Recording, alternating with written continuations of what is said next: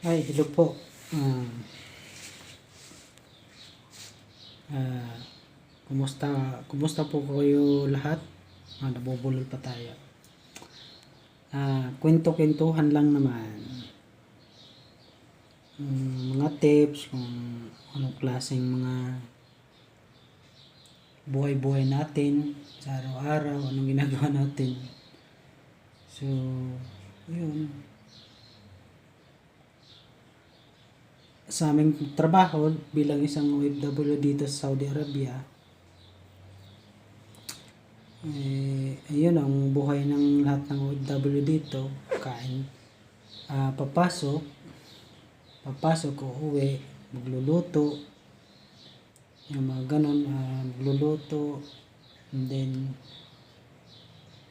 tapos kumain, tulog na, tapos yun na naman ulit. So, babalik-balik lang yung, ano namin dito, yung buhay OFW sa araw-araw.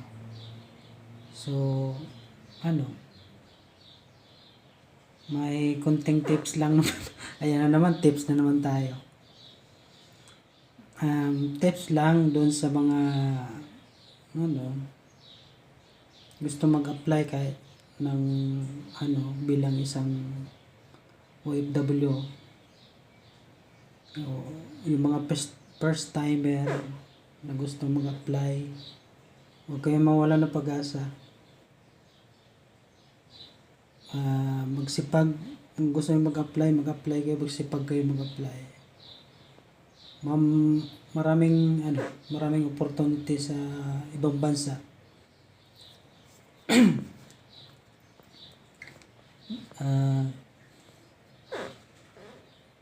Kung gusto nyong magtrabaho lang naman sa ibang bansa, maraming opportunity dito sa ibang bansa, kahit isang sulok ng doon sa mga bansang pwede lang kayo pumunta, yung pinapayagan ng ating gobyerno na i-deploy yung pwedeng pasukin ng mga OFW. Ang dito sa Saudi, maraming hina-hire dito, especially doon sa mga domestic helper. Yun, maraming hina-hire dito. Doon naman sa lalaki, pwede naman na sa lalaki, kahit housekeeping ka lang dito, or or cleaner ka lang, medyo okay na rin yung sahod kumpara mo dyan sa Pilipinas. Medyo kumbaga, kung masinop ka sa pera, talagang makakaipon ka. Unlike dyan sa Pilipinas na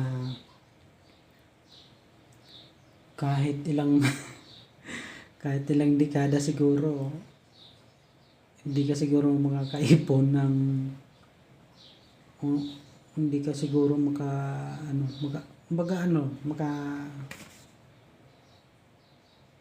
mabili mo lang yung gusto mo, o makaangat-angat ka rin. Hindi naman sobrang yung mayaman, kasi sinasabi nila pag abroad ka daw marami ng pera. Yun ang kalimitan sinasabi dyan sa sa Pinas. So yan, kwento-kwento lang tayo. Huwag kayo mawala ng pag-asa.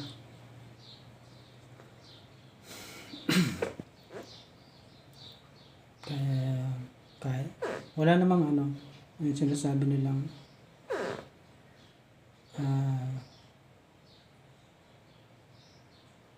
mga degree.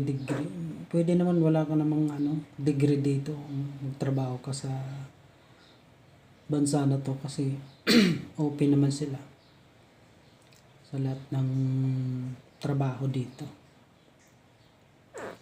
Kung skill ka naman, mas maganda, kasi malaki yung sahod nun Pero kung mga ka lang, regular ano ka lang, trabador dito eh, medyo mababa. Pero okay na rin yun kasi, ano, mataas na yung para sa Pinas. Makakaipon ka dito kung marunong ka mag-ipon. Yung ganun. So,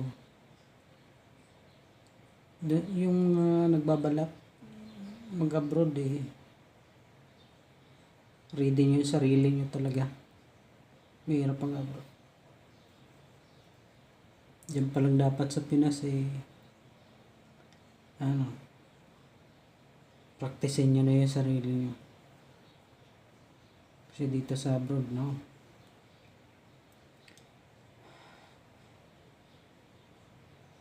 Mahirap magtrabaho dito. Pero, ano, test lang talaga. Test ka. Nasa matapos yung kontrata mo ka. Tsaka, yun, swerte mo kung maganda yung papuntahan ng employer. Yun, kahit